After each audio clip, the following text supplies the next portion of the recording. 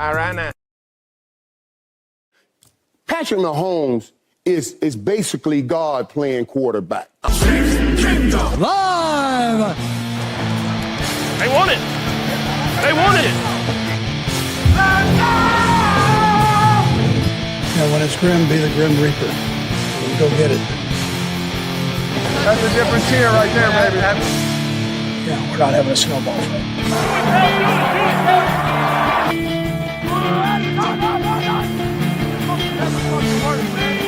He'll get handled when he gets handled. We're going to try to tickle your tonsils on every play. Touchdown! Kansas City! One of the greatest duos in the history of the National Football League! Patrick Mahomes to Travis Kelce! Do it live! Let's go! Sorry. You gotta fight for your right to party! Let's go! Howdy, Chiefs Kingdom. It's Wednesday. It's 8 o'clock. It's Chiefs Kingdom Live. Thank you so much for joining us. If you would, real quick, before you forget, make sure to click or tap that like and click or tap that subscribe button. Maybe turn on those notifications so we don't miss you when we go live. Maybe tell a friend, tell a family member, tell some Chiefs fans. Help spread the word. We'd really appreciate that. We got a good show lined up for y'all tonight. There's Chiefs talk. Offensive coordinator talk is dominating the local sports media right now, it feels like. There's been some news, obviously, with the playoffs going on. And the Playoffs? wild card weekend, it felt like for once. Like, what was it, like the fourth year before they finally got a super wild card weekend? But other coaches getting fired and some craziness going on in the NFL coaching landscape. So there's plenty to talk about. We sure appreciate y'all being here. It's looking like we got Cole in the chat. Maybe Doug, Laney are in there. Make sure if you got a question or a comment, make sure you throw it up there in the chat. It makes the show just that much more fun and lively. Yeah, tell us how you found us. I think I know how Race Car found us. Before we get into it, fellas, Nick, how are we tonight? Yeah, I'm good, man. I'm good. I'm ready for the show. I didn't get to see every game this weekend. I had some stuff going on, but yeah, dude, I'm ready to bring up your favorite subject, the Chiefs offensive coordinator. I know that I can every time I hear people talking about it, Salivating already. Being like, dude, like they're not changing offensive coordinators because they're keeping Andy Reid as the head coach. Right. Yeah, we'll talk about that. So again, but I'm good, man. I'm good. Bo, how are you doing? Doing good. This was the first weekend of stress-free football I've watched in about a decade, and that's because we're not playing, right? So right. Wasn't too bad. But I had a great weekend. I feel like Bo, the tool man Taylor over here, I'm just doing projects around the house everywhere. Dude, like changing plumbing, doing trim, home owner, all the good. Yeah, exactly. All the good stuff. So no, doing good. Scott, how you doing, buddy? I'm doing good. I pay somebody else to do that stuff because I'm not that good at it, and there's a good chance I'm just going to make things worse and cost myself more money in the long run than just paying. I'm not good at it either, but there's something about running a saw, dude. It's addicting. Yeah, I hear you. Yeah, cut some more. Chiefs offensive coordinator talk. Nick brought it up. It seems to be the topic. Thanks, Nick. Bo, did you guys see a certain coach got fired over the past week, like 5 minutes after our show? Yeah, I did. That's pretty funny. Maybe he could be a candidate. I mean, Bo, offensive coordinator, how important is it? Do you have a guy in mind? Does it really matter who we get? Will we get anybody good knowing that Matt Nagy, it's come out that he wants to maybe go somewhere else, even if he doesn't get head coaching, he wants to go somewhere else and call the plays. I think seems like it's a given at this point, right? Like right. That kind of seems like what's going to happen. Don't have anybody in mind. Like I mentioned last week, there's two names that really intrigue me. Like Mike McDaniel, obviously. Maybe not. We don't know. We'll see where that goes. But like, dude, John Gruden, I don't know why that's in the back of my head. Just like, ooh, I love that. Just coming from, an opposing team, such a good football mind. I love his grudge that he has with the NFL.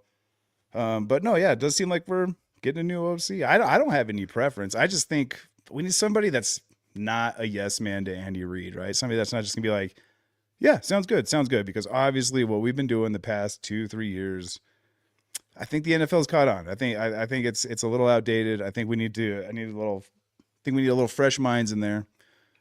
So just, as long as somebody's not like a complete yes man, but obviously as you pointed out, that we're not getting somebody that's going to come in and completely change our scheme because our head coach is kind of our OC essentially. But I'm kind of for it.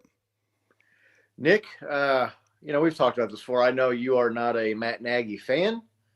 There's been talk about bringing back old EB, which I'm old enough to remember when everybody wanted to get rid of Eric Bieniemy because he was a pain in the ass and he was hard to work with, and him and Patrick Mahomes didn't get along, and he didn't do anything anyway.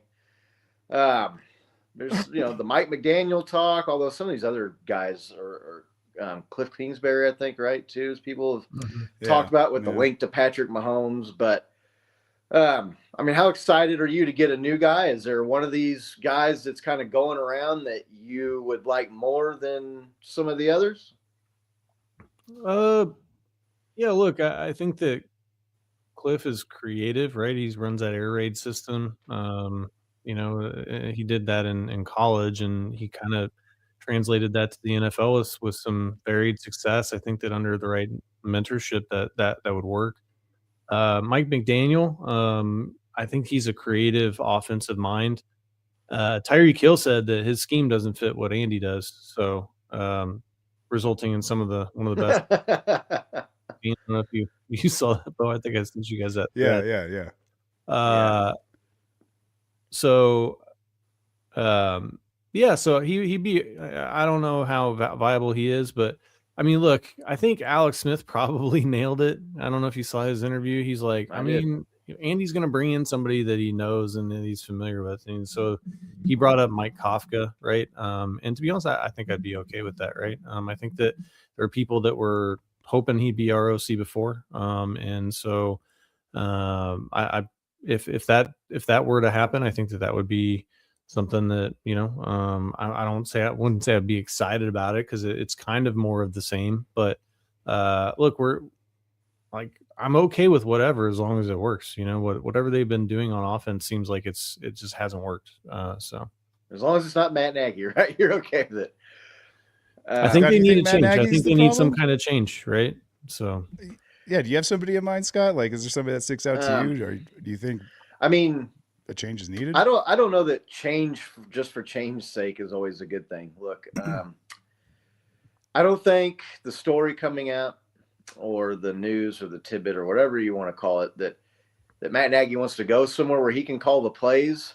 Maybe everybody around the NFL already knows that Andy is the guy that's going to call the plays. And if you want to come in and be the offensive coordinator, you're basically going to be the assistant offensive coordinator. I don't know.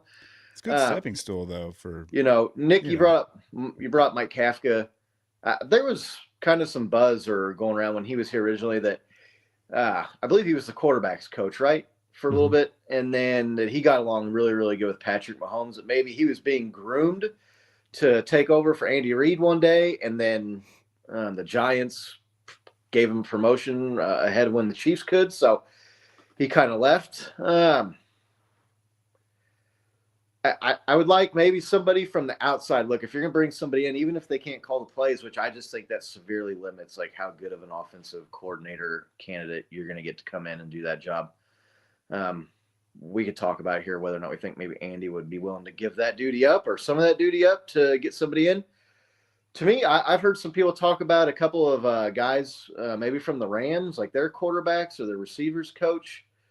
I really like, that team, if you look and seen what that organization has done with their passing game, bringing guys in like Cooper Kupp and now Puka Nacua, those people know how to at least develop wide receivers and get the pass game going and identify wide receiver talent, which I really think is I don't know. It's hard to say with the running back position. We can talk about that here in a minute. But that development word is the right word, though, man. That's like I feel like what we're lacking in that department a lot.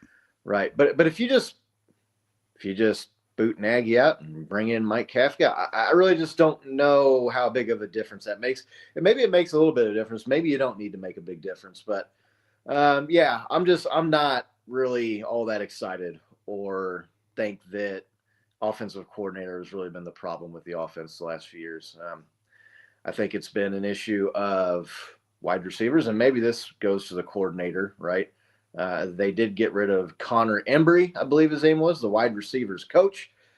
Right. This team has had, and how much of that is players, how much of that is coaching, the dropped passes, and it just seems like we've brought guys in, like a Sky Moore and a Kadarius Toney, which I was never that wild about the Toney thing. Anyway, I thought he had a half of a really good year at Florida that boosted him up into the draft stock that year the Giants took him, and the fact that he was a former first-round pick intrigued the Chiefs.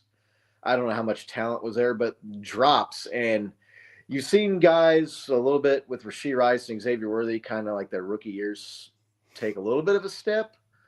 The second half of that rookie year, some of that is obviously through force with guys getting hurt or whatnot, and being the only option. But they really haven't taken that like next step the next year, right? And so, yeah, do you think it's more like, obviously, like it's for you? I think this is what you're kind of saying. Like it's a personnel issue more so than a coaching issue, right? Like, we don't have exactly like the right personnel out there to be executing the offense that the OCs want to operate, essentially. And so, whatever OC you put in there doesn't matter as long as if you don't have the right personnel in there, right?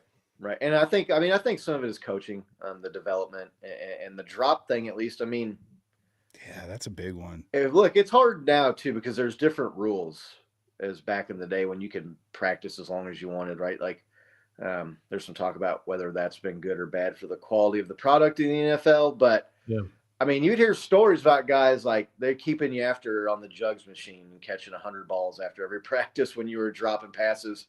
Maybe that's going on and you don't hear about it, but I feel like some of these reporters and these beat guys, you would know if Rashee Rice was staying after practice to catch passes. Kadarius Toney, Sky Moore, the list kind of goes on really at that position. So to me, I look at the Rams and what they've done with their passing game.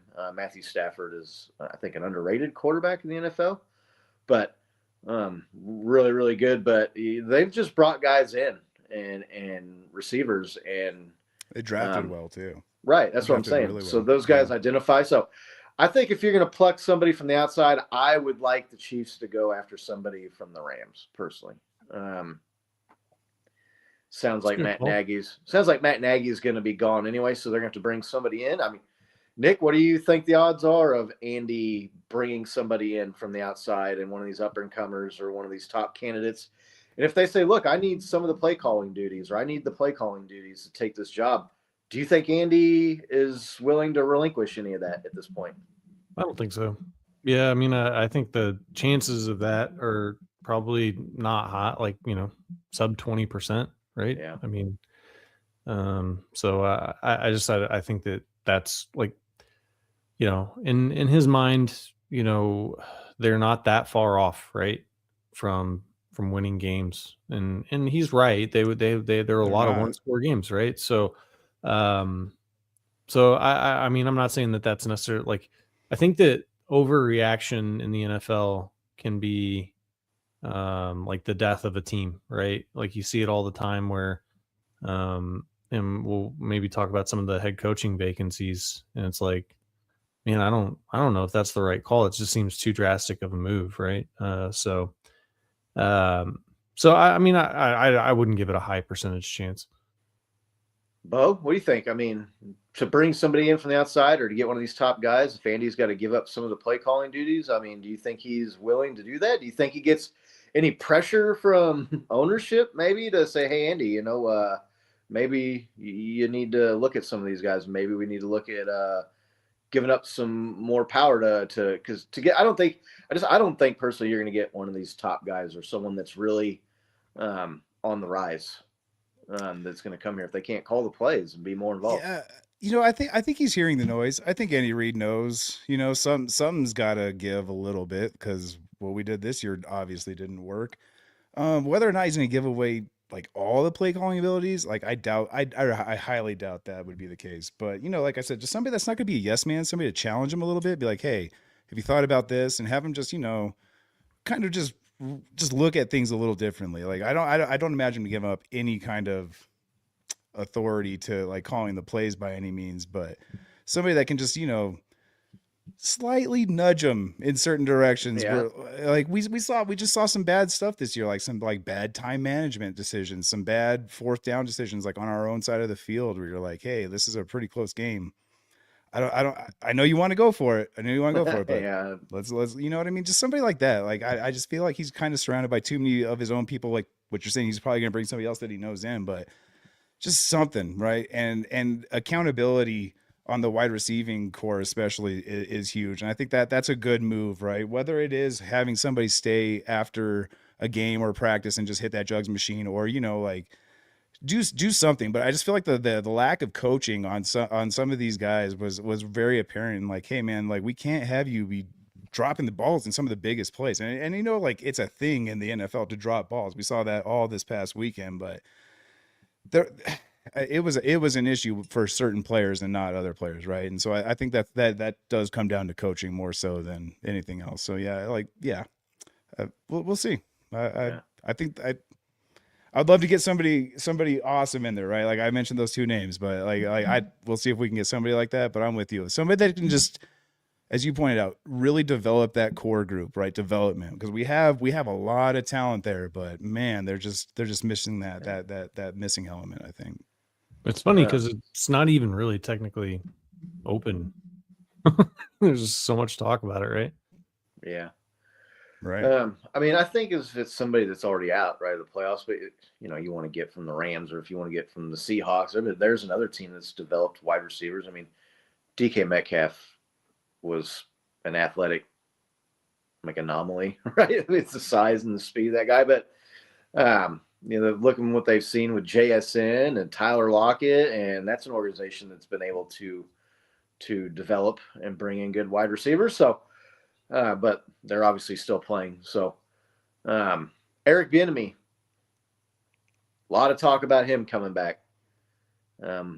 People clamoring almost online for them to bring Eric Bieniemy back. Bo, are you for I'm so a on the reunion fence. with Eric I'm so on the Bieniemy? fence, right? Because there was something that, like we said, we're talking about this accountability, coachability. He brought something to the table, like it was obvious.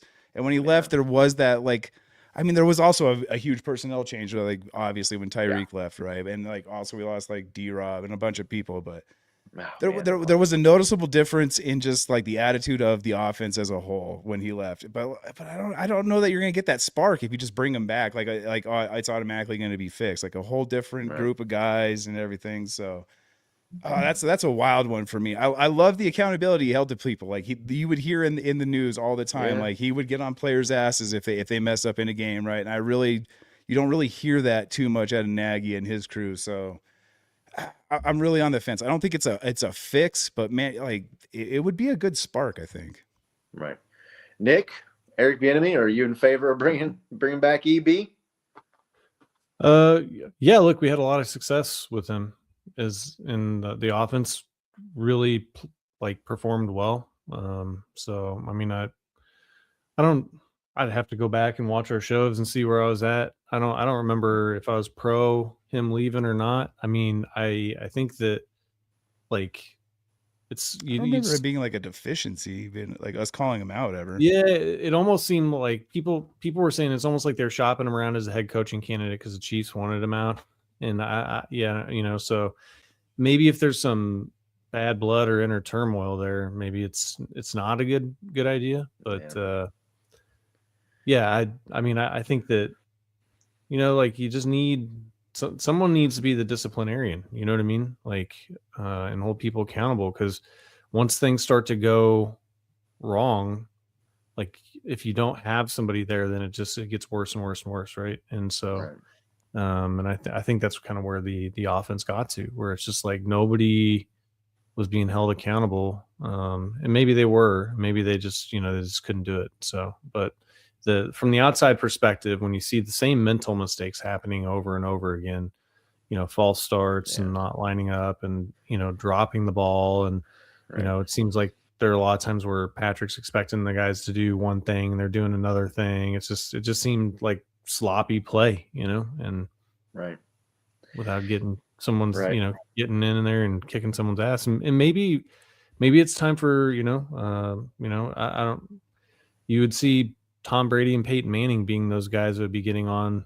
those players, and maybe it's time for Patrick to start doing a little bit of that himself. Going up to Juan Taylor. I mean, we saw Travis Kelce do it, but I don't know. Yeah. I mean, You in favor, Scott? You in favor of EB coming back? No, not right. whatsoever. Look, the guy they wanted him gone, right? And to me, it really boils down to this: if he was the secret sauce, then how come he's gone backwards since he left here, right? He's a running backs coach for the Bears, successful organization, but I mean, he went on to be the OC for 1 year at Washington and got fired. Now, I wouldn't say there was a coaching change made there, so maybe you don't put that all on him, but he was he the offensive coordinator? He went to UCLA. I mean, he went down to college. That didn't last. Now he's back to running back coach, is where he started here. If he was an offensive genius and was so good at holding people accountable and getting in there, and busting people's chops. It somewhere else, right? How come it hasn't worked anywhere else? How come he's gone backwards since leaving here? What about the idea of like systems, right? Like quarterbacks fit certain systems. They underperform in one team. They go somewhere else. They perform. You think that's the same for coaches or not so much? I mean, I don't know. I think if you're a good coach, you'll go and have success somewhere else. You've seen that's fair. Like these Ben Johnson, right? Left from, and that's 1 year, small sample size, but Ben Johnson leaves the Lions. He's got the Bears in the divisional round of the playoffs. You've seen, I know, the Dolphins coach, McDonald. He did a pretty decent job, and they had a high-flying offense with Tua there. To me, Tua was limited to begin with, and then I just think it's obvious at this point, like the concussions, right, have affected him completely. And so, I mean, you've seen guys leave teams and go be successful at other organizations, and that just didn't happen with Eric Bieniemy. There's also, if you go back and look, like the penalty thing really wasn't any better when he was the offensive coordinator. The Chiefs are still one of the most penalized teams. Like, I know you can't pin on one guy, but I just feel like no. I mean, you can pin it on one guy. If they 74. Oh yeah, but this is going back, like even when Eric Bieniemy was here, right, and going back to like the first and second year of Patrick Mahomes as the starter. Chiefs still have a lot of penalties. That's a top-down thing for me. I don't know that you're going to bring an offensive coordinator in who's going to get the guys disciplined. I mean, to me, maybe it's a little different, but the business world, like the CEOs, right, the presidents of the, like they set the tone and they set the direction. And I don't know that bringing in some guy that's going to yell at the players as the offensive coordinator, all of a sudden after 8 years, now they're going to, straighten up and not commit penalties. I mean, to me, the common denominator in that situation is Andy Reid. Look, he's a player's coach. That's no secret. Not necessarily the biggest disciplinarian coach. He gets guys backs and goes back to them when drop passes or fumbles, unless you're Carson Steele. And then, you fumble and you're gone forever. Check that list twice. But so look at, and listen, Andy Reid has built a dynasty here and is one of the greatest coaches of all time. He's going to be in the Hall of Fame one day. So not that what he has done hasn't been successful, but to me, like I said, I think that kind of goes back to him and the lack of discipline by the team. And maybe it's top-down thing. Like you think he was a little lackadaisical this year? I mean, their motto was max out. He was super friendly with all the players. It didn't seem like he was like tough on anyone this year, especially with some of the Rashee Rice field problems too and everything. Yeah, exactly. We talked about this a couple of weeks ago on the show. Rashee Rice dropped games in crucial situations in the fourth quarter in back-to-back weeks, and Andy said that he doesn't have a drops problem, right? I mean, maybe he's getting on him in club behind closed doors, but I don't know. To me, that's the biggest worry is can they get that cleaned up? Because it has not been cleaned up, and it has been a problem since Andy Reid got here, really, if we're being honest. The penalties or the drops? The penalties. The drops more so this last couple of years. Maybe you can just put that on more on Brett Veach and the personnel that they've brought in. But I also, like we said, I don't think you need to go out there and completely trash Rashee Rice, but you don't need to go out of your way to defend the guy and say he doesn't have a drop problem when he dropped passes basically on the final drives in 2 games in the fourth quarter, when they were still in the playoff hunt, man. That's going to be interesting. And maybe this year will be a wake-up call, and maybe that will force, because this is hard to self-evaluate when you're being successful, right? When you're doing your job, and if you're in sales or whatever you're in, and if you're in IT and you're crushing it and you're getting good reviews and you're doing really good, it's kind of hard to say, okay, well, where could I still be better at, right? I mean, so maybe this year changes that a little bit, and maybe it's a little bit of a focus and becomes an emphasis, and Andy maybe cracks down a little bit more there. But no, I am not in favor of bringing Eric Bieniemy back. So you've mentioned you've alluded to the fact a personnel issue more so than coaching, right? Yeah. Do you feel like we've kind of been handcuffed trying to fix our O-line at points, right? And trying to patchwork some certain key groups, right? Where we haven't been able to focus on certain groups where right now we have all this time, all right, we can really evaluate where we're not exceeding well, and really work on that, right? And so it's weird for me because I feel like that's defensive pass rush, to me, that's the number one spot. But I also agree, running back, I don't know which one. To me, they're kind of balancing the scale, right? And it's I kind of feel like this leads right into that offensive mode, running back scale. Do you guys think we need a huge personnel change in the running back room? Do you guys think we draft somebody or go after the free agent market? I mean, I think maybe both, right? I think maybe you need to look at a solid third down type back. I don't know. I mean, Kareem Hunt did great in short yardage this year. Maybe he can do it for another year. Do we offer him another year? Right? We just signed him for a year, right? We signed him. 1 year deal. I think he'll be back. Yeah, I mean, I think they'll probably give him another year, but I think that if you could get somebody that is solid, and then you can probably use a 3rd round draft pick right this year on a running back. I think that's probably the best combination, in conjunction with actually trying to run the ball more, having. But and I understand maybe some of the thought process behind getting away from the run when you run it on first down and you run right into the back of your guy and he goes a half a yard. It's now you're stuck in a passing down. But I think both. I think they should be looking at both. But the long seasons, I mean, Brett Veach wasn't out there coaching or anything, and his staff, and all of his people, they still had ample time to look at people for the draft. You know what I mean? Yeah. Yeah. Oh yeah. Yeah. But I mean, the coaches have a huge say. Right. They've waited until the 7th round to draft their last 2 running backs. Really, that's too late. Yeah. I know everybody likes to look at Kyle Monangai on the Bears, right? The 7th round draft. That's the exception, not the rule, that a 7th round guy plays that well. Yeah, our Jalen Watson, right? Dude, there was a stat going around today, and I can't remember who had it. I wish I could remember. I give them credit, but the Chiefs' explosive run rate was and I think that's rushing play of 15 yards or more, I want to say, was 3% this year. I couldn't believe it was that high, to be honest with you. I was thinking one and a half. If we had 100 rushing plays, I can actually think of the 3 plays that probably went over 15 yards. Did it include Patrick Mahomes? Exactly. Yeah, exactly. 2 of those were with him.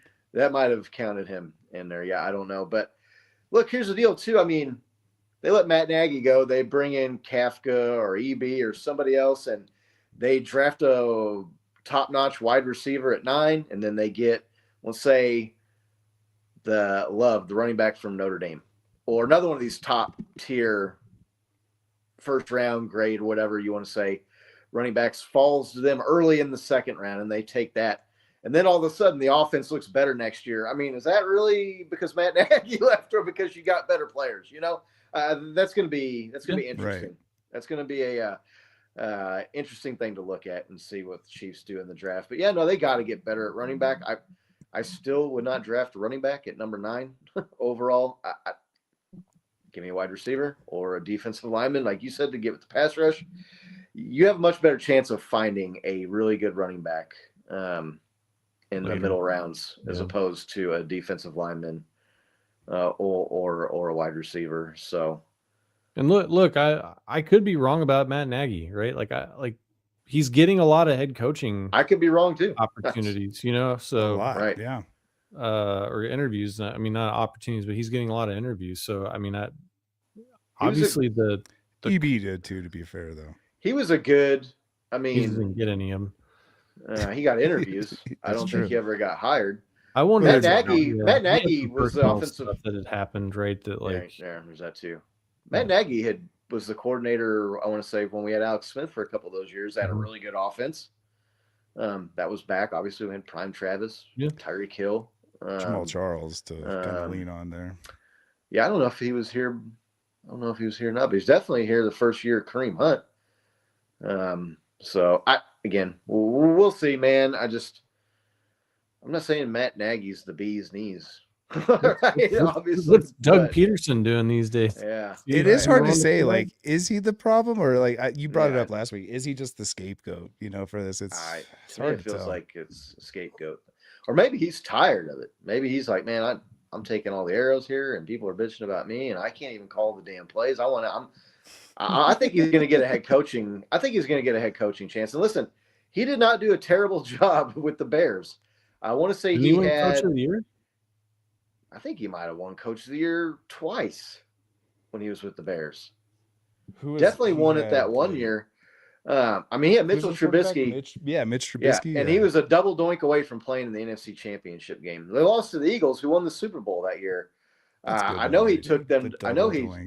Right. I know he took them to the playoffs a couple of times. So, playoffs. Sorry, I got chance. Yeah, here you go. We're not in it this year. Every time I've been waiting it, for like, it. what are you talking about? Yeah. Playoffs. Right. So, I don't know. It's interesting.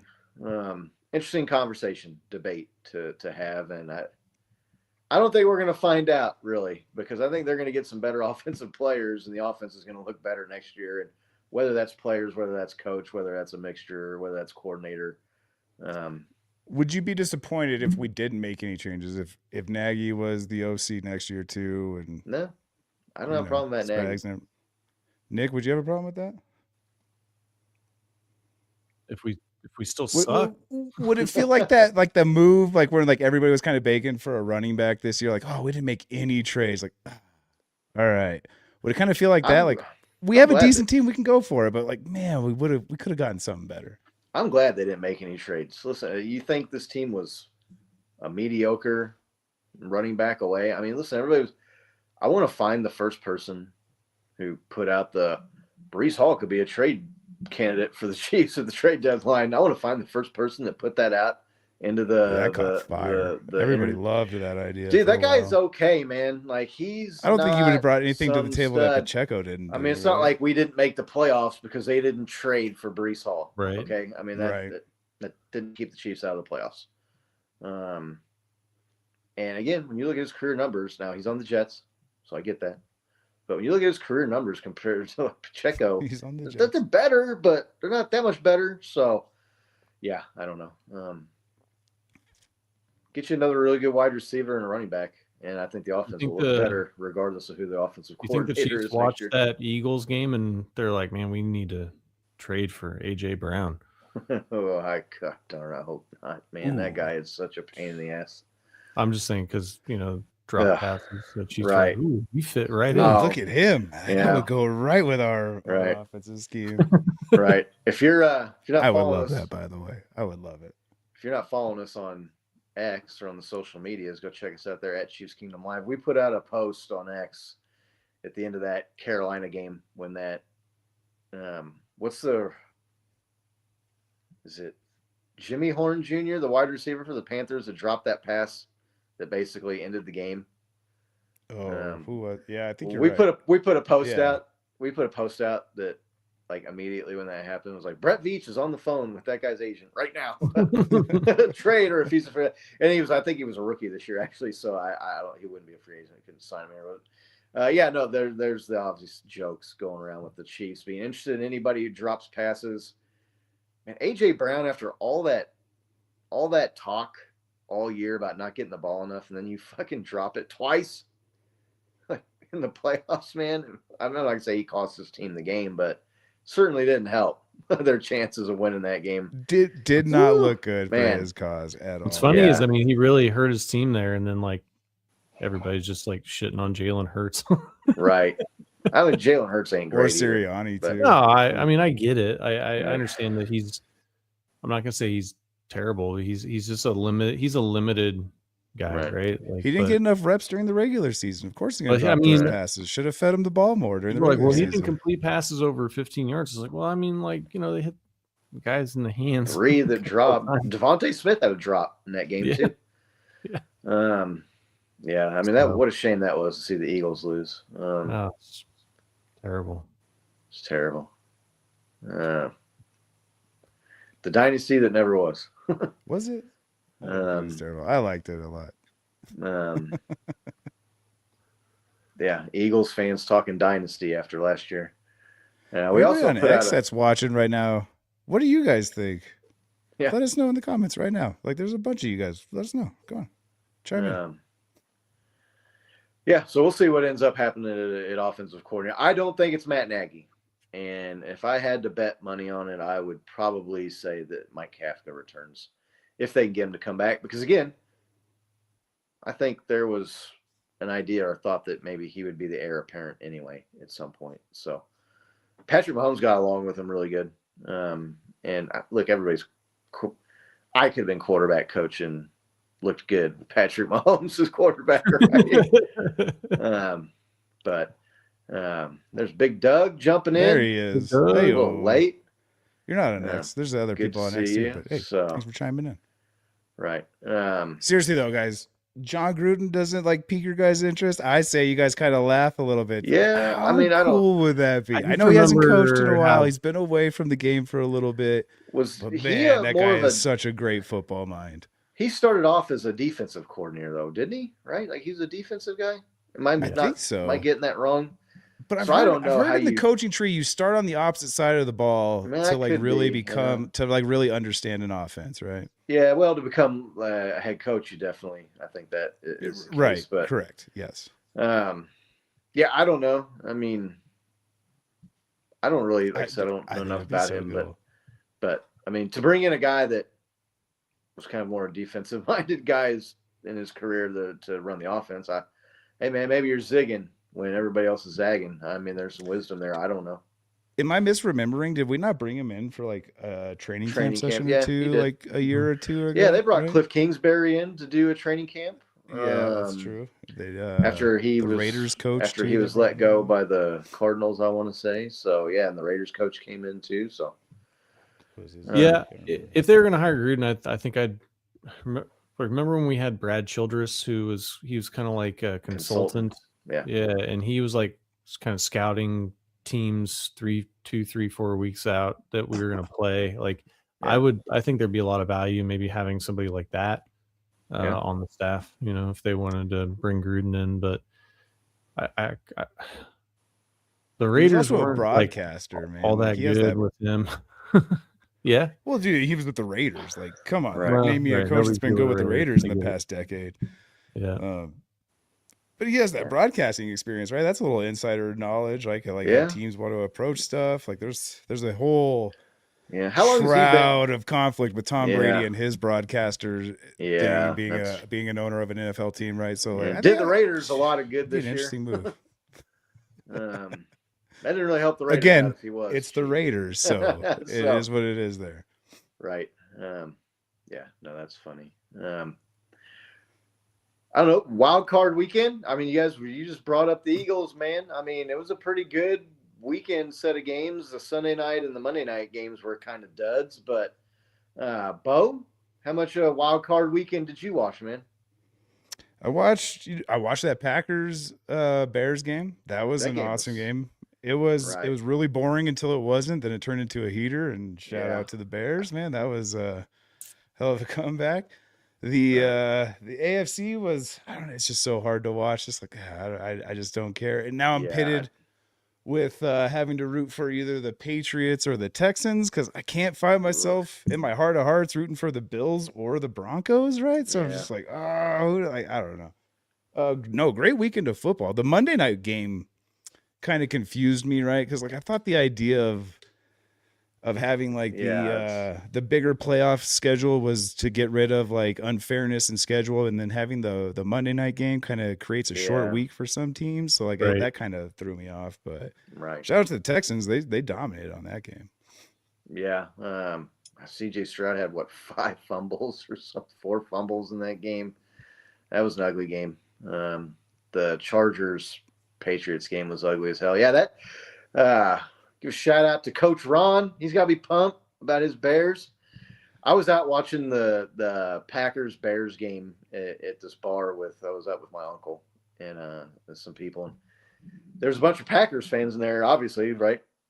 They were there to watch the game, and they were hooting and hollering or whatever. And I said, "Who are you rooting for? You're not a Bears fan." I said, "Well, I got a good friend, my man Dan, and obviously old Coach Ron. I know they're Bears fans, so I was pulling for the Bears. I don't really dislike or have any hatred. I usually don't root against the Packers, but I was rooting for the Bears and they were giving me a hard time the whole time, and I was sitting there just thinking and telling them, "Did you not watch the Bears all year, man? They don't start playing until there's about 10 or 15 minutes left in the game." And they started coming back, and like these Packers fans just kept looking down the bar at me. And I was like, "Dude, I told you, man, like y'all are celebrating a little too early there." But yeah, wild game. Badass play, that 4th down conversion by Caleb Williams, where he was like running out there and just jumped and kind of chucked it and dropped it like in the bucket in between 3 defenders, right? Of the guy on the sideline. Props to that guy for hanging on to the ball too, right? The Bears receiver, he got popped really good on there. Right there at the sideline before he got out of bounds and held onto the ball. But yeah, no, that Panthers-Rams game was good too. I felt bad for our man JT. I was pulling for your Panthers, JT. Me too. Me too. Made me think of them. Yeah, it was a close game. They held the Rams. I will say that Greg Olson and whoever that guy they got doing the games with him, that's the worst broadcasting crew in the NFL. Dude, I know you all like giving baseball. The Panthers a chance, and it was, no one. I'm like, dude, the Panthers beat the Rams like a month ago. Like, what are you talking about? No one's giving him their 10-point fat. Well, yeah, but that doesn't mean like no one is giving their chance or they have no shot. Like it's going to be some sort of unforeseen, like a miracle if the Panthers beat them again for the 2nd time this year. But that was an entertaining game, man. There was also so many baseball analogies. I know you guys love baseball. Not ragging on the game, but like, hey man, you're calling a football game right now. Yeah. Like, let's switch the analogies up a little bit right now. Yeah. Nick, wild card games. I mean, how many did you watch, or how much? I got to see. I would say most of the Bills game. I watched part of the Eagles game. That's really all. Josh Allen's boo-boos okay? Because he got hurt like on his ankle and on his toe, and then he did his finger hurt, and then he got hit in the head. He got so many boo-boos, guys. Is he okay? Yeah. Man, Tony Romo sounded like, I didn't watch that much of that game. I only caught parts of it. I was kind of busy running around doing stuff, and I don't really give a crap about the Bills or the Jaguars, to be honest with you. So, but yeah, no, the talk about just how banged up Josh Allen was just like weird. Like, are you all making excuses for him because this is like a close game? Boy out there. Yeah, exactly. Trying to make the dude into a hero or something. I don't know. It was weird, but Romo kept saying playoff Josh Allen. I was like, I don't know if that's as big of a flex as you think it is, my man. Like that's not a big name right there. Playoff January. Look, I mean, he's played pretty well in most of his playoff games. So, like, there's been some duds. He didn't play very good in that first playoff game against the Chiefs, that first AFC Championship game. No, and I mean, he got smoked by the Bengals, right? Yeah, he did not play well in that game. So not all of his playoff losses are like the 13-second game. I feel like that's the narrative. It's like he plays so amazing, but every loss is just some like baffling, unbelievable comeback by the other team where the defense completely lets them down. I'm like, even last year's AFC Championship game, the guy had a chance with the ball with 3 minutes left and all of his timeouts to basically get into field goal range minimum and couldn't do it. So, yeah. He did throw a catchable ball on 4th down. He also – it was kind of a duck pass, too, because he didn't read the blitz right, and the pressure, and threw a fadeaway up for grabs when it was coming down. I mean, it wasn't like it was on a rope to the guy. No, but yeah, still catchable. Still catchable, yeah. But I mean, I'm just saying, like the guy. Look, you don't go. I mean, look, he's 0-4 against the Chiefs, so like he's had plenty of playoff games where he didn't play well and they lost. Yeah. That was my point. It's not like every game he's played amazing and they still lost. That's not the case.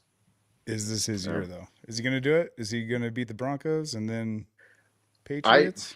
I'd imagine Patriots. Thought Texans would be wild. Yeah. It's kind of hard to believe that anybody's going to get past that Texans defense, to be honest. I don't know. They looked good. They made the Chargers look terrible. See how bad the offense looked, though? God, man, their offense is terrible. Like when your defense does that, it doesn't matter. The Chargers offense reminded me of the Bengals offense when the first year they got Joe Burrow. That offensive line where I was determined that the coaching staff and management were trying to get Joe Burrow hurt because they're like, I don't know if we drafted the right guy. Let's just put some questionable guys on the line and just see what happens. Blown up here. I mean, the Texans offense scored what? How many points in that game? They won. Was it 30? Something? Was it? They scored 30? Yeah, it was 30. But like, I want to say the defense and the special teams scored 2 touchdowns for the Texans, right? Yeah. In that game. Sure. In the fourth quarter too. Listen, it was pretty close. If CJ Stroud has 4 or 5 fumbles or turnovers against the Bills or the Patriots, and they only score 14 or 15 or 16 points on offense, they're going to lose. Yeah, I think that the level that's of not going to happen. Yeah, I mean, aside from the Broncos, right? If they, but I just don't think like the Bills defense is. I think the Bills are. Yeah, I think the Bills are going to go to the. I thought Jacksonville was like the team that had the defense and had the quarterback playing well enough and the firepower on offense and the running game to take down the Bills. The Patriots beat the Bills, right, in the regular season. So, I mean, they could take them down if they have to face them. But right now, I mean, I think with the Jags going down, I think the Bills are the favorite in the AFC. Yeah, for sure. They have the most experience, right? Right. But, I mean, I think they're going to go to the Super Bowl and lose. That's what I think. I think they're going to go to the Super Bowl and they're going to play like the Seahawks or the Rams or somebody, and they're going to get walloped. Seahawks or Rams, okay. Nick, do you think they're going? Do you think the Bills are going to make it all the way through? Yeah, look, I mean, the road is cleared, right? All the boogeymen didn't, get in this year for Josh. So, like, right. But I just think that the Broncos and the Texans defense is really good, and like we've seen where like, but they can get Josh. Like he lost the Eagles because and he had the open throw, but it's like the defense kind of got in his head. You know what I mean? So, yeah, I don't know.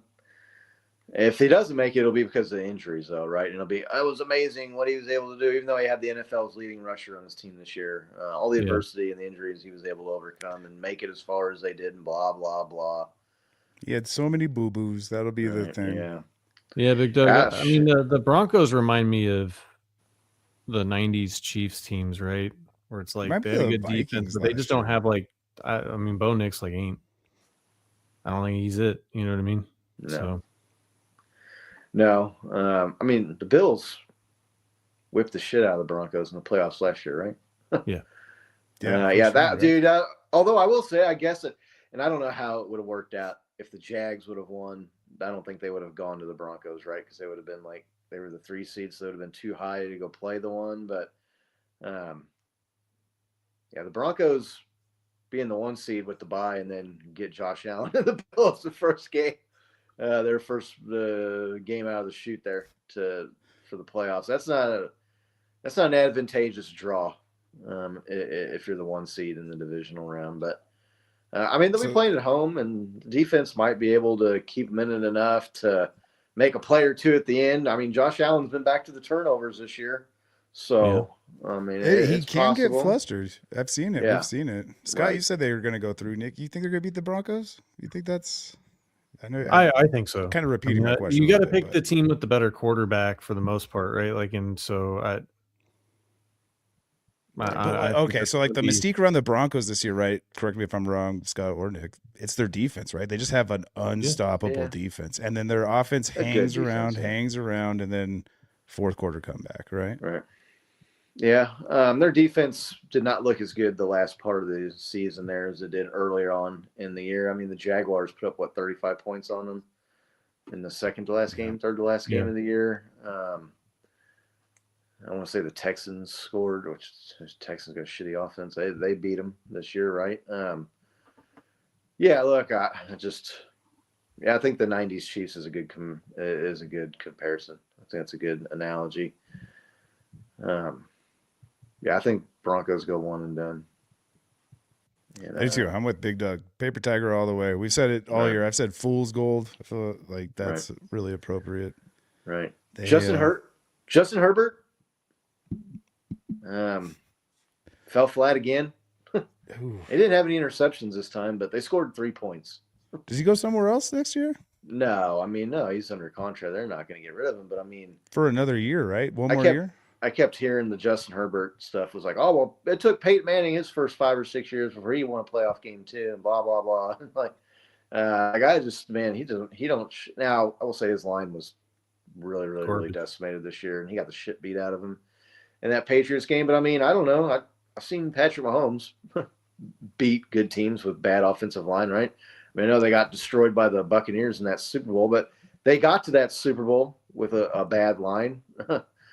He overcame it. Nick, Justin Herbert, how big of a hit is that? Because there's some people saying he's one of the top 3 or top 5 quarterbacks in the NFL, and here it is, playoff time again. He goes down. Yeah, after all that like smack, right, that we heard after they beat us, the posting and stuff, like to go to the the wild card round and put up 3 points is I don't know. Like, I thought he was going to be really good that first season, and I was just like, man, like but I think he's just another guy that can do it in the regular season, but really just can't do it in the postseason. And that's the whole point, So yeah, I'm out completely on Justin Herbert now. We all remember how he got his start, right? Yeah. Like Tyrod Taylor got his lung punctured by the athletic trainer there. Right. And they're like, oh, you can't play, so we're going to put in our backup. I'm like, all right, the backup's all right. And ever since then, he's been Mr. Might win us a Super Bowl, right? Did he have the same trainer as TJ Watt? Dry needling. Justin Herbert to me, man. Like, I'm sorry. Like, you can't put up the performances you put up in the playoffs and lose as many playoff games as you have to be considered one of the top 5 or 10 quarterbacks in the league. It's too bad. Jimmy Johnson said a few years ago if he was starting a franchise from scratch, he would have taken Justin Herbert as his quarterback. Smart. You'd still be waiting on a playoff win, Jimmy, and you'd be 3 behind Patrick Mahomes. So, it was a fun wild card weekend. God dang, the Eagles losing so fucking just so much damn fun. Real quick, I'm sorry to digress a little bit, or back to what we were talking about. But with Justin Herbert, we were talking about this a little bit earlier. Is it the quarterback or the system? Because man, we've seen that result out of good quarterbacks in San Diego for how long now? 20 years. When did Phillip Rivers and Drew Brees get drafted there? Yeah, Phillip Rivers went to the AFC Championship game his second or third year. He won 4 or 5 playoff games early on. Even he had more success than Justin Herbert. And didn't he play that game with like a blown out knee? Yeah, that's a great point. Those torn ACL in that AFC Championship. It was against the Patriots. Yeah, maybe not blown out. It's not the right term, but yeah, he had a torn ligament in his knee. Yeah, so. I think there's been enough coaching changes and organizational changes between then and now to say it's like a system thing. Look, he obviously the offensive line, he was hurt, right? I mean, he was hurt in a game that played against the Chiefs. He's had a broken hand. He had surgery on it. He's hurt mid-season. every year, dude. So, yeah, and his line's been bad. But Joe Burrow played behind bad lines and was able to make it to a Super Bowl and beat the Chiefs in a championship game. So, Justin Herbert has not been able to overcome. And blew the lead against the Jaguars a few years ago, threw 4 interceptions. I mean, that was why they lost the game last year, was because of him throwing 4 picks. So you can't blame it all on his line, or you can't say like the old Josh Allen thing. Well, he's just played amazing. He's been one of the best, if not the best, playoff quarterbacks, and it hasn't been his fault that they lost. There's 3 or 4 of Josh Allen's losses that were his fault. So, yeah, I mean, Justin Herbert to me, that's a massive. Well, they'll always have that monumental win week 1 against the Chiefs. In Brazil, right. Right. Old Jim Harbaugh. Dude, did you hear that stat about Jim Harbaugh? Oh, yeah, having more right. rushing yards than Bo Jackson? Like, when I heard that, I was blows like, my mind, right? Obviously, Bo Jackson got injured very early on in his career, but still, man. You heard Harbaugh's response to that, right? It. Like, even John Harbaugh, like, didn't know that it was Jim was like, that was funny as hell. Bo's looked a lot better than mine. Right, yeah. Right. Yeah, no. Dude, that's a perfect case of like stats not telling the story at all, right? Right. Yeah. Eagles go down. Looks like they weren't a dynasty after all. No team from the Super Bowl last year is going back. No repeat visitors. You can't beat Brock Purdy and the Niners with a chance to repeat, man. Like, what's so hard about that?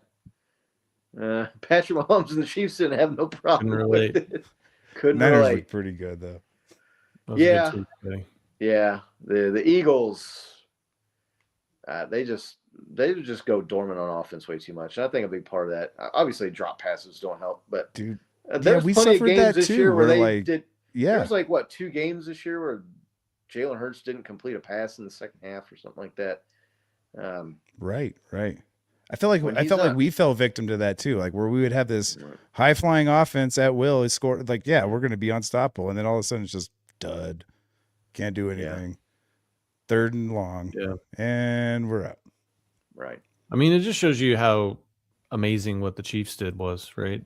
Go 3 straight. Completely. One game away from a 3-peat, because the Eagles looked like just utter world beaters, and like they were going to be the team to contend with, right? And then this year it's not the same, and it's I mean, so instead of going back-to-back Super Bowls with a chance to write their own history book, as Mitch Holthus would say, they're sandwiching some bad wild card losses around a Super Bowl win. So yeah, their fluky Super Bowl story win is because pretty the wild. Chiefs Going line was complete garbage. Offensive line. Right. They had a guard playing tackle and a guy playing guard that had no business playing guard. Yeah, that was. The Eagles story though is pretty wild. If you look back at their past 5 years, right? Like going to a Super Bowl, then not making the playoffs, like trying to fire their coach, and then going back to the Super Bowl, right? And then winning the Super Bowl. And then having a lackluster performance this year. It's been they've had a wild roller coaster ride. I think they may have one more year, I think. Because they have like all that money on void contracts for all those players. Right. And so like they're saying like, well, you could cut AJ Brown. Like it only costs you $76 million. Right. Like, right. And to your cap if they cut him. So like, right. Some teams have bit that bullet. Like I think Vikings and Dallas have both have like weird contracts like that, like a la Kirk Cousins and Parsons. But like, I hear what you're saying for sure. Sorry. Yeah, so I think that it wouldn't surprise me to see them significantly fall off after next year, just because they're going to be. Or even next year. Yeah, or even next year. Yeah. There's talk about like AJ Brown, like they just don't want him there anymore, and that they're going to try and trade him. Dude, he's fighting with the coach on the sideline in a playoff game. Yeah, really no reason at all. Like, yeah. Come on, well, I think Nick Sirianni, and I almost will like stick up for him a little bit in that spot. Like he's pissed off.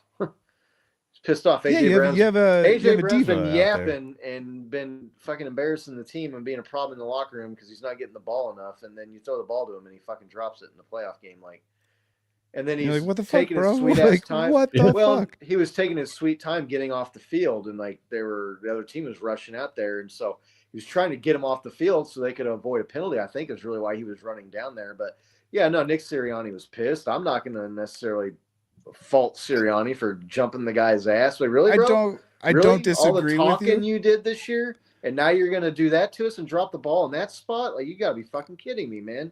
When it comes to like the feelings surrounding that, like I don't disagree with you at all. But like time and a place as like a head coach and as like a leader for your team to like try to like win a game, right? Like that should happen after the game, not right then and there, right? You still need that guy to fucking perform. Again, he was running down there. The game, the season's over. There's nothing more to talk about. Like, right. Well, and I think he was also, like I said, he was trying to get him off the field to avoid getting a penalty. But again. Well, Nick Sirianni's not necessarily known for emotional stability, so correct. He doesn't read the room or recognize time and place. Yeah. Or maybe he did, because you're gonna embarrass this team, or he knows like right when the cameras are on him. Yeah, exactly. The whole year, and now you're gonna drop it. I'm gonna embarrass your ass in fucking front of everybody. You know, I don't know. Maybe that's the wrong way to do it. I don't know. I'm not an NFL head coach. But I don't pretend to be. But it's got to be on the fire everybody every week train. Yeah. Look, man, like there'd be. Listen, I'm going to tell you right now. Scott's team would be held accountable, Nick. They would be held accountable. And I'll tell you another thing. Sky Moore and Kadarius Toney wouldn't have been dropping passes and screwing the team for fucking 3 years if I was running the show. After 1 year, that should be like you'd be in your press conference and they'd be like, "All right, Coach Rogers." Be like, well, you know how we're in week 5. You're on your 9th offensive coordinator. You're down to red shirt receivers. Right. What are we doing now? Right. You know how Andy Reid goes through the injuries, like in the post-game press conference? That'd be your firings. I'd be going through the firing. Okay, this player's no longer on the team. And then the fucking secretary over here, she's gone. Tiffany, you're out. Sorry. God damn. I mean, I don't know that it would be that harsh, but it definitely would be harsher. It caught up and it bit the Chiefs in the ass this year. They've ignored it for years. The penalties and the drops and the stupid boneheaded, undisciplined stuff. And it's been obvious, man. It hasn't it's not been a secret. Everybody's known that these were issues. Patrick Mahomes was, the miracle man out there, football Jesus, and couldn't get it done this year. It was too much. A big part of that is why he's hurt, in my opinion, too, because he had to do too much because they kept guys around that weren't. I don't think you'd get much pushback from that opinion. So, I don't know. It'll be an interesting offseason. Talking about offensive coordinators. Coaches, Mike Tomlin and John Harbaugh out. I don't think those are smart decisions by those teams. I mean, Mike Tomlin's never had a losing season. And you've seen the quarterbacks they've rolled through there after Ben Roethlisberger retired. That's like that team has a revolving door of quarterbacks other than Big Ben, right? Like that's been the MO of yeah. I mean, I was talking to Scott and I was like, I mean, I know he hasn't won a playoff game, but I mean, they gave him he's won Super Bowls obviously, but like he's lost like his last 7 or 8 playoff games now. But it's like, well, like he had like Duck Hodges and Mason Rudolph, right, Kenny Pickett. Right. Justin Fields, like those are his quarterbacks, and you saw what Justin Fields did this year, and I mean, he was getting those teams, he was coaching those teams up into the playoffs. Post Broncos, Russell Wilson, right, 100-year-old Aaron Rodgers, those are the guys that they gave him. It's wild that they're like, bring up Aaron Rodgers in a positive light, and then you had to say 100-year-old. I'm like, yeah, shit, there it is. Aaron Rodgers was not that bad this year, but wasn't that bad, but like he not gonna get you over that Steelers hump. Prime Aaron Rodgers, right? Correct.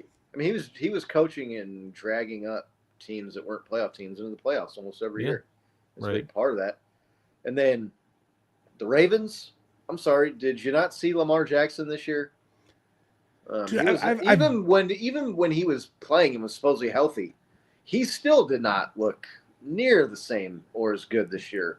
Dude, that's exactly why I was bringing it up. I brought it up jokingly about the Ravens and the Bills. Like, okay, if they don't beat the Chiefs this year and they lose the Super Bowl, obviously we didn't go. But like, okay, now the Ravens aren't even going. If the Bills lose too, like there is a serious question of like coach versus quarterback, right? And like teams are pulling on that quarterback side, and like unfortunately, like I'm with you. I don't think the Ravens, it was the coaching. No, That not was the coaching. problem there, right? Like at all. Like they were always top contenders because Well, of the coaching. Dude, Right, that's like the Mike Vrabel firing. Where we're like, what are you doing? Like, yeah, like Right. what? they said that instantly, 7 teams reached out to him, and there was only 7 openings, and one of them was his opening. So it means like one of the teams was like reaching out to him that still had a head coach, hadn't fired him yet. Right. Probably the Dolphins. Yeah, listen, But- if you fire a coach and then that many people are instantly interested in him, you probably made a mistake. It's going to You be think very... Tomlinson though gets like that many interviews like Harbaugh though? That's sorry. Oh, sorry yeah. to cut you off there. No, you're fine. No, I'm definitely Instantly? he would. Now, I will say it seems like maybe he's wanting to like take a year off or something. There's some rumors that he's not going to coach next year, so maybe that. But I guarantee you, his agent's phone was ringing, just like John Harbaugh's was. I mean, listen, I feel like we went through this 3 years ago. 3 years ago, with John Harbaugh, and they had a down year. And Lamar Jackson missed some games and was hurt, and I want to say they missed the playoffs. So they got bounced in the first round of the playoffs, and it was like, oh, is John Harbaugh, is he grown stale, and is his message old, and do they just need to change the scenery in Baltimore? And then the very next year, Lamar was healthy and back to MVP form, and they were the best team in the history of the NFL by DVOA. I mean, they still lost to the Chiefs in the championship game at home that year, but like I feel like this same thing happened a few years ago, and they kept him, and it paid off by them being one of, if not the best team in the NFL the next year. Like, Yeah, that happens. now often. they're I'm thinking dumping him this year. as you're describing that story, I'm thinking of the Eagles, right? When the Eagles went to the Super Bowl, they lost, and then the next year they were terrible. Everybody's like, fire Sirianni, and then Yeah, they bounce They back, won the go Super to the Bowl Super again. Bowl, win, Right. right? And you're like, all right, so is Yeah. it just overreactionary? Like, but like, that's- how do GMs and fucking owners get that overreactionary, right? Like that's why, because dude, we're gonna see it if the Bills don't win, we'll see Well, that same dilemma. Like yeah. Oh, I don't think they're- I think their coach is Allen gone or if they don't win. McDermott's gone. Yeah, exactly. Because it's I don't like, think what do you McDermott's do? a It's very good been. coach, though. No. I agree with you on that point. He's but not John Harbaugh or Mike Tomlin. I'll say that. Yes, He's not in their stratosphere. It's wild. he that is in the since, regular 19 season.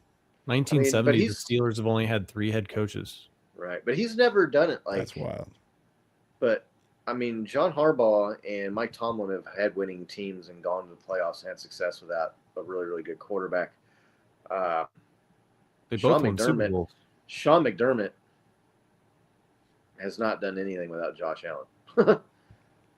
If anything, he's held Josh Allen back, and he's been, I Yeah. think, part of the reason they lost in some of those games. I mean, the 13-second game, if they don't kick it out of the back of the end zone, Chiefs probably don't have enough time, right? And then defense, he's like a defensive guy or whatever, and Runs the same. they just play on left the middle of defense, the yeah. field wide open so the Chiefs could get into field goal range to begin with. Yeah, I don't think he's some. So all-star reading the room, coach. you guys wouldn't be shocked if the Bills lose this weekend and they fire McDermott. You guys both wouldn't be shocked as much I'd as like be Harbaugh shocked. and the Ravens, right? I'd expect them to fire him if they don't make the Super Bowl this year. I would expect them to fire the coach. I mean, you can't.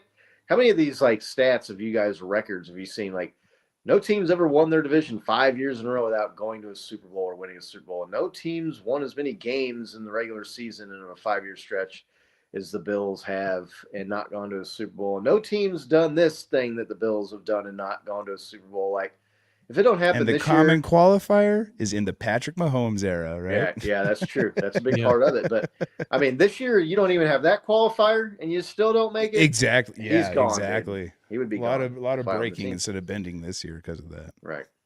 But again, I don't think he's Mike Tomlin or John Harbaugh. I don't know. Like the Mike Tomlin thing to me is, and maybe Mike Tomlin just don't want to do it there no more. I mean, I think it's the reports and stuff. I said like he stepped away, right? He left. Maybe they didn't fire him. Yeah, I didn't see that. So he maybe got it wouldn't have fired. mattered. Maybe that's just he was tired of coaching there. He wanted out. I mean, nothing you can do about that if the guy just wants to leave. But yeah, the John Harbaugh firing was a mistake, in my opinion. Good luck finding another guy as good as that guy. What if he comes to the fucking Raiders, guys?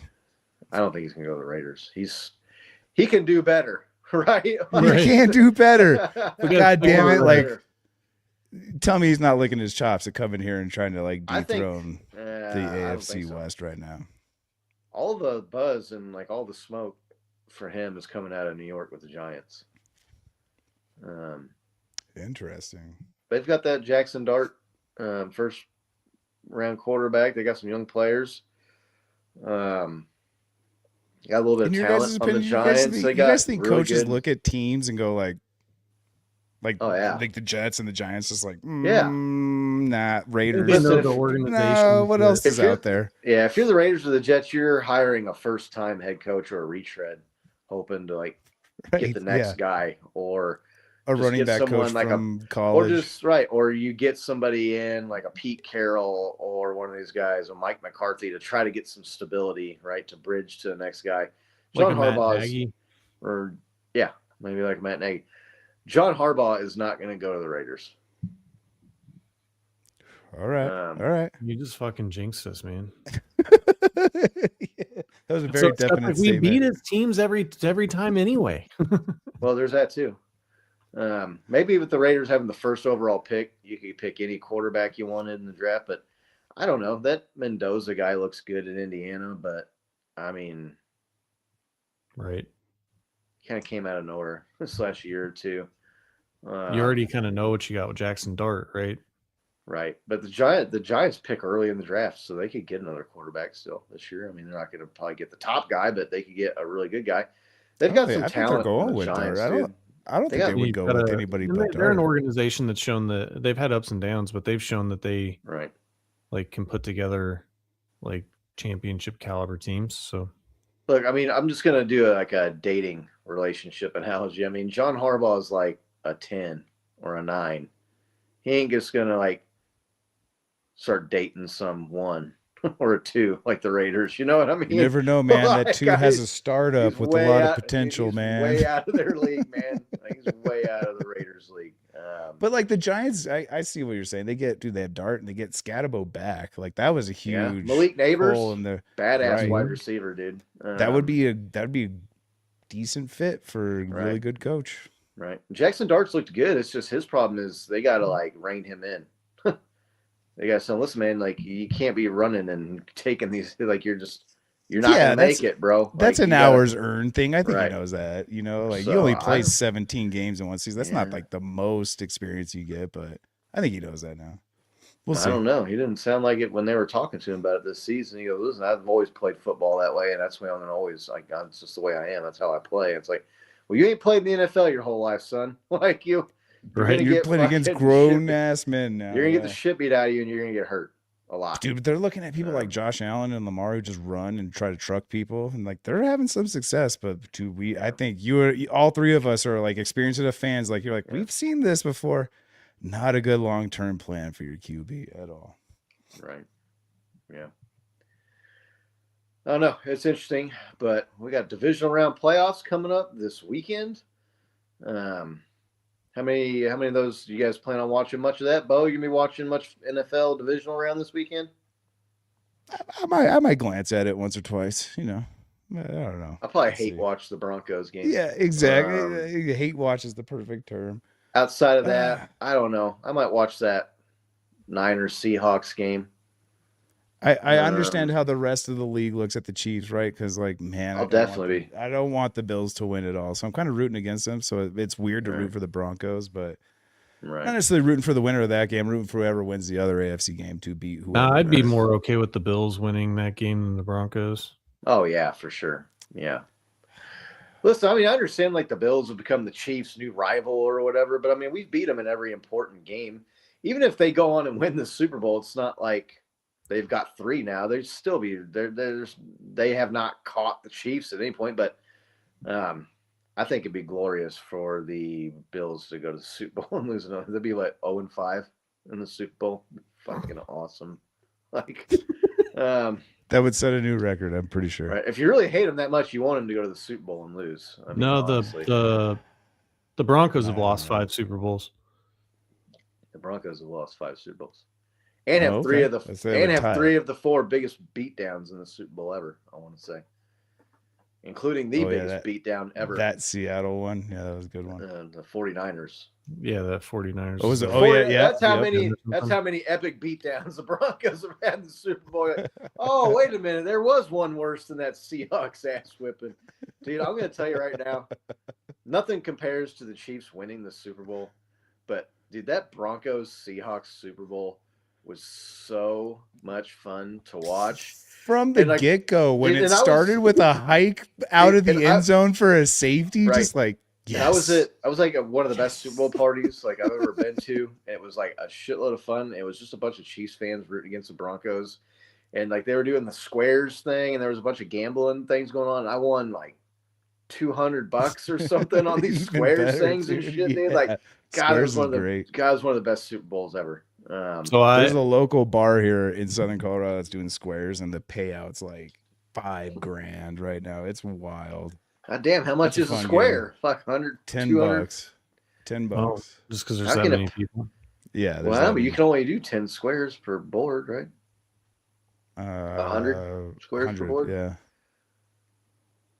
I don't remember what the payout is exactly. Yeah. My math's probably off. I've been consuming. It happens. Dude, I was living in Denver during that, and like so most of the Peyton Manning era really sucked for Chiefs fans living in Denver, except for that. Except for that day, it wasn't even really the game so much as like the next day at work, and you're just walking in, you're just like, "Hey, how's it going?" Like, where's your Broncos gear? How come you're not wearing it? Oh, that's right. Yeah. Was the Super Bowl yesterday? What happened? I forgot. When I moved there, it was like the Kyle Orton, Tim Tebow thing, you know, and then man, and like everybody just like shit on the Broncos. Everybody's just, they suck. They just haven't done. And so then all of a sudden they get good, and now everybody's like, we're the best team ever, and like, you know, just very arrogant. And that was a good next day. And somebody posted a meme of that era the other day, and they were talking about Peyton Manning coming to the Broncos. Do you guys remember the craze of Tim Tebow and Tebowing, right? Oh yeah. Going down doing that. Right. And how quickly that fan base just gave up on all of that when they're like, oh, we got Peyton Manning? Yep. Yeah. Deuces. Tim Fuck who? that guy. Tim who? That guy was weird, but sell it. Yeah, and again, like, and not only was it just so enjoyable to watch the Broncos get demolished in that Super Bowl, and it was an awesome party and won some money, but also like it was from the first play, right? They snapped the ball over Peyton Manning's head, and the Seahawks recovered it for like a safety, right? I mean, it was just the Broncos were losing from like the very first play of the game. Yeah, man, gosh darn it. If I had a time machine, I'd go back in time. That might be one of the days I go back and visit and like buy a Super Bowl ticket and go to the game. God, that was so much fun. Like, that was a blast. Yeah, I mean, if I could do that, I would win a lot more money than I won the last go around if I could go back in time with the knowledge. It's so funny how like I remember that because you could have won. I remember that like it was yesterday, dude. But I think I would go back to when we won our first Super Bowl because like I remember stressing. Somebody sent me the video the other day. I think it was my friend Des. She sent me the video. She was there. I am like, oh my god! And then Damian Williams takes off on his infamous run, right? And I just start jumping up and down in the house, running through the halls I'm at. And like 30 seconds later, I'm FaceTiming with you guys. Oh my god, we won the Super Bowl, right? Like I was jumping up and or the Broncos demolished. Right. I was jumping up and down too, but I was yelling, "Slide, slide! What are you doing?" Because really, Damian Williams, he should have slid before he went in the end zone. They could have just basically I want to say they could have just held the clock out, right? Like he gave them the slimmest of chances of coming back because if the 49ers could have got a quick touchdown and an onside, they could have came. Like that was actually the wrong thing to do, but it was fine in the end. Like I was all right with it. I think it was the right play. I mean, but got one of the most epic play calls from Mitch Holthus. Damian Williams runs to immortality. Yeah, no, right? It was an awesome call, but the smart play would have been to slide. They could have ran down the rest of the clock, but it turned out all right. So we're not gonna worry about that too much. Super Bowl and did that. Was that McKinnon that slid and stopped against the Eagles? Yep. Right. Yep. So they could use all the clock basically left and kick the field goal. Yep. That game was a little bit closer than the 49ers game was at that point, but right. Looks like we got Laney checking in, saying hi. Yeah. Chat there. About time, Laney, under Big Dub. Right. Yeah, almost over. Just in time for the show to end. But no, we'll try to get back here. Well, I mean, is there anything else we missed? I mean, I think we hit it all, right? Anything you just want to talk about? Anything we didn't get to? Some X posts got taken down, but again, we don't like to comment on that kind of stuff. Yeah, that's a whole, who knows what's going on there. We let that play out before we comment on it. Right. Yeah. Don't have all the facts, and speculating on stuff like that is never a good idea, but definitely an interesting development with that whole Rashee Rice thing. Who knows what's going on there, but just, man. It's something to keep in the background because we're talking about all these draft picks and like what we'd like to see, right? It might be wide receiver in the game, right? At 9. So right. I mean, I would still go defensive line if one of the top guys is still there, and if not, I would try to get a top wide receiver. But we got a lot of time to talk about, a lot of shows before the draft. So really, really appreciate everybody watching. It was good to see Cole and Big Doug and Laney and the rest of the chat in there. Everybody on X, drop in a comment. Say what's up. Hello. Say what's up. Say goodbye. See you. We can see you in there checking in. Maybe there's just bots. I don't know. But click like and subscribe, even if you are. We'll take it. We'll be back next week. Maybe there'll be some more Chiefs offensive coordinator news. Who knows? There's all kinds of NFL news going on, and obviously NFL playoffs to talk about. Again, make sure to click like and subscribe if you haven't already. And until next week, let's go Chiefs. Let's go Chiefs.